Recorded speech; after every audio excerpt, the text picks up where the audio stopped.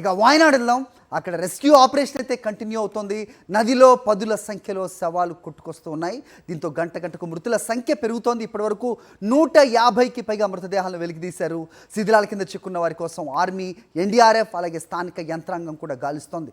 ఏ మేరకు ఈ చర్యలు కొనసాగుతూ ఉన్నాయి, అక్కడ ఏం పరిస్థితి ఉంది, మా కరెస్పాండెంట్ వెంకటేష్ అడిగి తెలుసుకునే ప్రయత్నం చేద్దాం. వెంకటేష్, ఇదే సమయానికి నిన్న చూసుకుంటే మనం 7తో మొదలైన మృతుల సంఖ్య ఈరోజు 150కి పెరిగింది.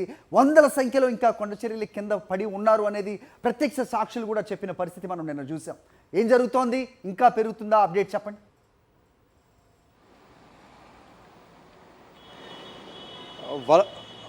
వాయనాడు విలయనాడుగా మారిపోయింది. పెద్ద సంఖ్యలో ఈ ఘటనలో చాలామంది చనిపోయినట్టుగా మనకు వార్తలు వస్తున్నాయి. ఇప్పటికే 156 మందికి పైగా చనిపోయినట్టు అధికారిక సమాచారం ఉంది. ఇంకా 600 మంది టీ గార్డెన్ కార్మికులు గల్లంతయ్యారు. వారికి సంబంధించిన ఆచూకీ ఇంకా లభించడం లేదు.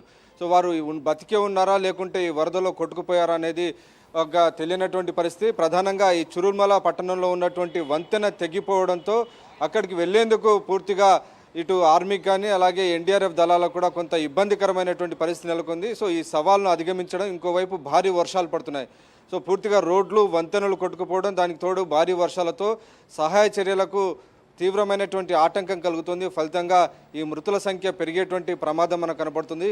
పెద్ద ఎత్తున భారీ కొండ చర్యలు విరిగిపడడంతో చురుల్మల పట్టణం సగం పూర్తిగా తుడిచిపెట్టుకుపోయింది. అలాగే ముండకాయ కూడా పూర్తిగా తుడిచిపెట్టుకుపోయినటువంటి పరిస్థితి. సో బురదకు తోడు వరద నీరు కూడా రావడంతో పెద్ద ఎత్తున చాలామంది అందులో కొట్టుకుని పోయారు. చలియార్ నదిలో పెద్ద ఎత్తున శవాలు తేలియాడుతున్నాయని అక్కడ ఉన్నటువంటి స్థానికులు కూడా చెప్తున్నారు. సో అక్కడికి రీచ్ కావడం, వారందరినీ కూడా రక్షించడం అనేది ఇప్పుడు సహాయ బృందాలంతా కూడా ఒక సవాల్గా మారినటువంటి పరిస్థితి. ఈ ప్రాంతం అంతా కూడా పూర్తిగా కొండ ప్రాంతాలతో ఉన్నటువంటి ఒక పెద్ద పర్యాటక ప్రాంతం. సో ఒకే ఒక రోడ్డు ఉంది, వాయనాడు నుంచి కోజికోడ్కి వెళ్ళేటువంటి ఒకే రూట్ ఉంది. సో ఈ రూట్లో పూర్తిగా ఈ కొండ చర్యలు విరిగిపడంతో అక్కడికి రీచ్ కావడానికి కూడా చాలా పెద్ద సమస్య ఎదురవుతున్నటువంటి పరిస్థితి. సో భౌగోళిక పరిస్థితులు, వర్షాల కారణంగా ఈరోజు పెద్ద సంఖ్యలో వాయనాడులో చాలామంది చనిపోయినటువంటి పరిస్థితి. అయినప్పటికీ ఇండియన్ ఎయిర్ ఫోర్స్ ద్వారా హెలికాప్టర్లను ఉపయోగించి ఎక్కడైతే ఇంకా బతుకున్నారో వారందరినీ కూడా లిఫ్ట్ చేసేందుకు ప్రయత్నం చేస్తున్నారు. ఆ నదిలో ఒక పెద్ద ఒక ప్లాట్ఫామ్ లాగా ఏర్పాటు చేసి అక్కడే ఇండియన్ ఎయిర్ ఫోర్స్ హెలికాప్టర్స్ అన్ని కూడా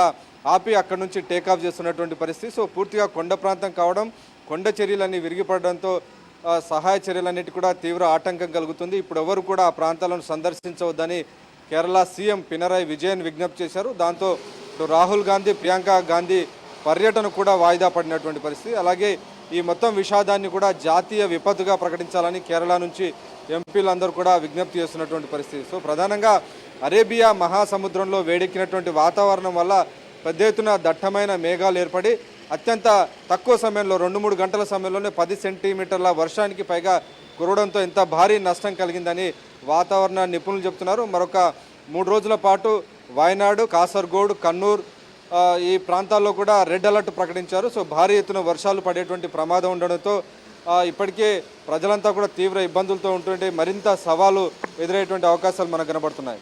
రైట్, కొండలు కరిగి అదంతా కూడా ఊరి పడుతున్న ఈ బురద ఏదైతే ఉందో, వర్షాలైతే ఎడతెరిపి లేకుండా పడుతూనే ఉన్నాయి.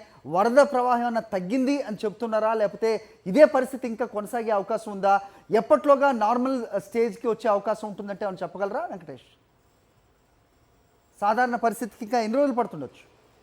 ప్రధానంగా 2 ఆటంకాలు ఎదురవుతున్నాయి. ఒకటి భారీ వర్షాలు, రెండవది పూర్తిగా అక్కడ వంతెనలు, రహదారులను కూడా కొట్టుకుపోయే కనెక్షన్ కూడా కేవలం ఒకే ఒక రోడ్డు ఉంది కోజికోడ్కి. సో అదే భారీ ఎత్తున ఉన్నటువంటి పెద్ద రోడ్డు. సో ఆ రోడ్డు మార్గంలో కూడా చాలా ప్రతిబంధకాలు ఎదురవుతుండడంతో సహాయ చర్యలన్నీ కూడా ఆలస్యమయ్యేటువంటి అవకాశం కనబడుతున్నాయి. పెద్ద ఎత్తున హెలికాప్టర్లను పంపిస్తున్నప్పటికీ అక్కడ ల్యాండింగ్ అయ్యేటువంటి పరిస్థితి కూడా లేదు.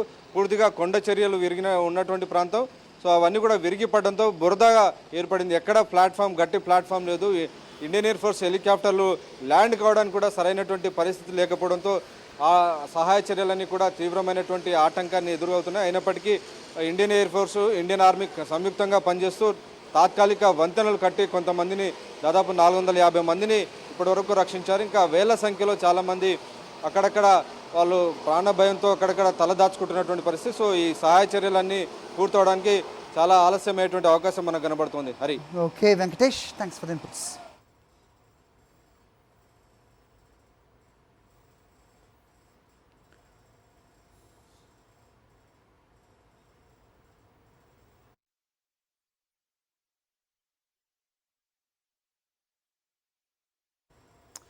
అది వాయనాడులోని పరిస్థితి, వరద అలాగే భారీ వర్షం కొంచెం తెరపిస్తే తప్ప సహాయక చర్యలు వేగవంతంగా చేసే అవకాశం లేదు అనేది ఖచ్చితంగా ఆ గ్రౌండ్ నుంచి మనకు వస్తున్న రిపోర్ట్.